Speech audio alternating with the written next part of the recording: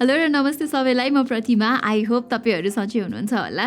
So आज मसँग छ the all new galaxy A14 5G, जुन चाहिँ स्यामसङ नेपालको फर्स्ट लन्च हो इन 2023।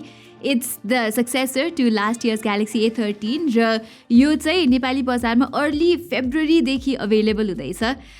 अब यो भिडियो रेकर्ड गरेको टाइममा चाहिँ मलाई यो फोनको प्राइस ठ्याक्कै थाहा भएन, तर इन्डियन प्राइसलाई हेर्ने हो भने चाहिँ इट सुड कस्ट अराउन्ड 25 देखि 30,000 फर 6GB ऱ्याम र 128GB स्टोरेज भेरिएन्ट।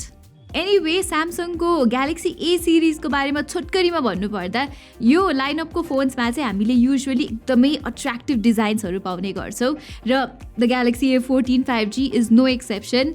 अनि यसपालि त डिजाइन एलिमेन्टमा अझ स्पेसल एम्फोसिस दिएको तपाईँहरूले देख्न सक्नुहुन्छ। पहिलाको चाहिँ यस्तो राउन्ड एजेसहरू हुन्थ्यो, तर अहिले चाहिँ त्यसको सट्टा Samsung has gun with a boulder अनि बक्सियर लुक हियर, जसले गर्दा यो phone definitely has a very distinct look. त्यति मात्र नभई A14 को पछाडिपट्टि चाहिँ यस्तो लेजर प्याटर्नले गर्दा फिङ्गरप्रिन्ट स्मजेस नलाग्नेदेखि लिएर यसको ह्यान्ड्स अल फिल पनि एकदमै नै राम्रो लाग्यो मलाई चाहिँ। क्यामेरा मोड्युलकै कुरा गर्ने हो भने पनि I like what Samsung has done here. यो लुक चाहिँ स्यामसङको flagship phone galaxy S22 ultra जस्तै नै देखिन्छ। अनि ग्यालेक्सी A14 ले चाहिँ कलर चोइसेसको मामलामा पनि मलाई निकै इम्प्रेस गरेको छ है।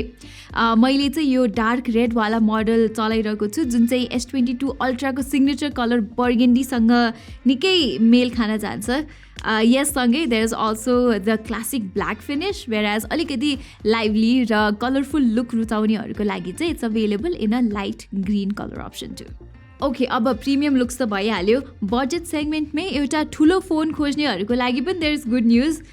मेरो जस्तो सानो हात भएकोहरूलाई चाहिँ A14 को यो ठुलो फर्म फ्याक्टरसँग युज टु हुन केही समय लाग्न सक्छ, तर ओभरअलमा चाहिँ यसको डिजाइनसँग चाहिँ मलाई निकै चित्त बुझेको छ। डिजाइन बाहेक यहाँ पर्फर्मेन्समा पनि ठुलै अपग्रेड दिएको छ स्यामसङले। ग्यालेक्सी A13 मा युज भएको 8nm एक्जिनोस 850 चिप चाहिँ पावर एफिसियन्सीको केसमा चाहिँ इम्प्रेसिभ नै थियो, तर त्यसको एक्चुअल पर्फर्मेन्स भने चाहिँ स्ट्रिक्टली बिलो एभरेज थियो। तर A14 मा भएको नयाँ एक्जिनोस 1330 प्रोसेसरले चाहिँ एफिसियन्सी मात्र होइन कि र पर्फर्मेन्सतिर समेत ठुलो इम्प्रुभमेन्ट ल्याएको छ, चाहे त्यो CPUमा होस् या GPUमा नै। त्यसैले मैले चाहिँ यसमा 2-3वटा बेन्चमार्क एपहरू चाहिँ रन गरी हेरेँ र यो दुई प्रोसेसर बिच चाहिँ आकाश पातालकै डिफ्रेन्स छ भन्दा पनि फरक पर्दैन। सिमिलरली एक्जिनोस 1330 को चिप आर्किटेक्चर हेर्दा it looks quite similar to क्वालकमको स्न्यापड्रागन 695। सो त्यो लेभलको प्रोसेसर यो प्राइस रेन्जमा पाउनु भनेको चाहिँ निकै एक्साइटिङ कुरा हो। अब मैले चाहिँ यो फोनलाई मजाले टेस्ट गर्ने चाहिँ पाइसकेको छुइनँ, तर अहिलेसम्मको मेरो क्याजुअल युसेजमा भनौँ न, यसले चाहिँ त्यो युसेज इजिली ह्यान्डल गरेको छ। एकदमै नयाँ प्रोसेसर भएर होला, गेमिङमा भने चाहिँ एक्जिनोस 1330 ले फुल्ली अप्टिमाइज भने चाहिँ गरेको छैन रहेछ।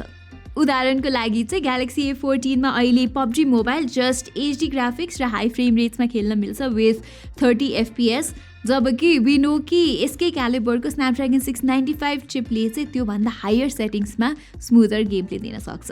तर अब कुरा चाहिँ के हो भने स्यामसङ या अरू कुनै चिप मेकरको लेटेस्ट प्रोसेसर लन्च हुन साथ राम्ररी अप्टिमाइज नहुनु चाहिँ इज नथिङ न्यू, र आई एम कन्फिडेन्ट कि स्यामसङ र होपफुली विभिन्न गेम डेभलपर्सले चाहिँ एक्जिनोस 1330 को पर्फर्मेन्सलाई त्यस्तै 1-2 महिनाभित्र नै सुधार गर्छन् होला। In terms of software A14 मा तपाईँले स्यामसङको लेटेस्ट One UI कोर 5.1 पाउनुहुन्छ अन टप अफ एन्ड्रोइड 13।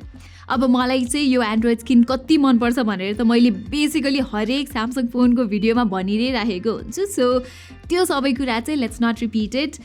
बरु what I need to mention here is that regular One UI भन्दा चाहिँ कोर भर्जनमा नक्स र सिक्योर फोल्डर जस्तो फिचर्सहरू छुटे पनि यी दुई बिच चाहिँ ओभरअल एक्सपिरियन्स जे होस् सेम नै हुन्छ। अनि सफ्टवेयर एक्सपिरियन्स लङ रनसम्म नै स्ट्रङ बनाउने हिसाबले स्यामसङले चाहिँ ग्यालेक्सी A14 लाई 2वटा OS अपग्रेड्स र 4 वर्षसम्मको सिक्योरिटी अपडेट समेत दिने प्रमिस गरेको छ। So that is great as well. डिस्प्लेतिर आउँदा चाहिँ दिस फोन हेज अ 6.6 इन्चेसको PLS LCD screen with full HD resolution and a 90Hz refresh rate. यसलाई अब एमोलेड प्यानलसँग कम्पेयर गर्न त अभियसली मिल्दैन, तर ओभरअल यो स्क्रिनको कलर रिप्रोडक्सन र brightness level is really good, although यहाँ भ्युइङ एङ्गल्स भने चाहिँ स्लाइटली बेटर हुन सक्थ्यो।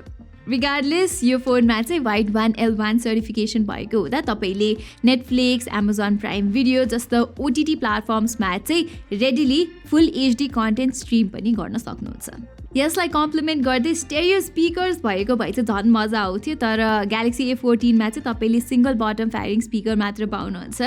त्यसै गरी यसको बेजल्सहरू पनि अलिक डिसपोइन्टिङ खालकै नै छ। कम्पिटिसनहरू चाहिँ बेजल्सहरू सक्दो घटाउँदै लग्नेदेखि लिएर मोडर्न देखिने पन्च होल कटआउटमा शिफ्ट भइसक्दा स्यामसङ चाहिँ अझै पनि वाटर ड्रप नच र यस्तो मोटो मोटो बेजल स्यामसङले दिइरहेको छ आफ्नो मिड रेन्ज फोन्सहरूमा, जुन चाहिँ अलि सुहाउँदैन जस्तो लाग्छ मलाई। Anyway, moving on, A14 मा चाहिँ there's a triple camera setup at the back with 50 मेगापिक्सलको प्राइमेरी र 2 मेगापिक्सलको म्याक्रो र डेप्थ सेन्सर्स। लास्ट इयरको Galaxy A13 मा चाहिँ 5 मेगापिक्सलको अल्ट्रा वाइड एङ्गल सेन्सर पनि थियो, तर स्यामसङले चाहिँ खै किन हो हटाइदिएको छ यसपालि। हुन त लोवर मिड रेन्ज फोन्सहरूको अल्ट्रा वाइड एङ्गल क्यामेरा चाहिँ अब देयर नथिङ स्पेसल, तर 5 मेगापिक्सलको ultra wide camera is better than no ultra wide camera at all. यति भन्दै गर्दा यो 50 मेगापिक्सलको क्यामेराले चाहिँ प्रशस्त लाइट भएको बेलामा राम्रै फोटोहरू खिच्छ विथ गुड डिटेल्स र एक्सपोजर। कलर्स भने चाहिँ स्लाइटली पन्चियर भए तापनि झट्ट हेर्दा it looks quite pleasing. Galaxy A14 ले चाहिँ ह्युमन सब्जेक्ट्सलाई पनि राम्रैसँग रिप्रेजेन्ट गर्न सक्छ from both the main and selfie cameras. Portrait खिच्दा एज डिटेक्सन चाहिँ त्यस्तो एक्युरेट छैन, तर आई थिङ्क स्यामसङले फ्युचर अपडेट्स मार्फत केही हदसम्म यसलाई इम्प्रुभ गर्न सक्छ। As for videos it can only shoot 1080p 30 FPS footage from either cameras. अब यो कुरा चिपसेटकै लिमिटेसन हो होइन त भन्न सक्दिनँ म, किनभने स्यामसङले चाहिँ एक्जिनोस 1330 को बारेमा अहिलेसम्म ओफिसियली केही डिटेल्सहरू सेयर भने चाहिँ गरेको छैन। तर आई रियली होप कि यसमा 4K रिकर्डिङ नआए पनि एटलिस्ट 1080p 60 FPS सम्मको भिडियो रिकर्ड गर्ने अप्सन भने चाहिँ अभाइलेबल होस्। फाइनली Galaxy A14 मा चाहिँ स्यामसङले 5000 mAh को ठुलो ब्याट्री दिएको छ विच सपोर्ट्स 15 वाट चार्जिङ। मेरो लिमिटेड टाइममा चाहिँ it gave me good endurance, तर म फुल रिभ्यूमा चाहिँ सबै कुरा डिटेल्ड रूपमा भन्ने छु, so stay tune for that. Okay, so यही नै थियो मेरो Galaxy A14 5G को छोटो मिठो इम्प्रेसन्स। क्लियरली यो बजेट फोनमा चाहिँ स्यामसङले आफ्नो बिगेस्ट स्ट्रेङ्थ्सहरू सो अफ गर्न खोजेको छ, including good design, software experience र पर्फर्मेन्स, अनि for the most part it has work nicely नै भन्छु म। तर यो भिडियो एन्ड गर्नु अघि एउटा इन्ट्रेस्टिङ कुरा चाहिँ भनिहाल्छु है त। कोभिड आउनु अघि जे होस् 2-3 वर्ष अघि मात्र पनि 15 देखि 30 हजारको प्राइस रेन्जमा चाहिँ कति इम्प्रेसिभ स्पेक्स भएको फोनहरू पाइन्थ्यो, तर स्याडली आजकल things are not the same. यसको मेन रिजन्स भनेको चाहिँ number 1 global inflation, number 2 US डलरको बढ्दो रेट, नम्बर 3 गभर्मेन्टले 2.5% एक्साइज ड्युटीलाई 5% गरिदिएको छ फर नो रिजन, र नम्बर 4 5G चिपसेट चाहिँ 4G चिपसेट भन्दा अलिकति एक्सपेन्सिभ नै हुने गर्छ। एन्ड द्याट्स वाइ बजेट र मिड रेन्ज फोन्सहरू चाहिँ आजकल त्यस्तो भ्याल्यू फर मनी छैनन्, and the same situation is with this phone as well.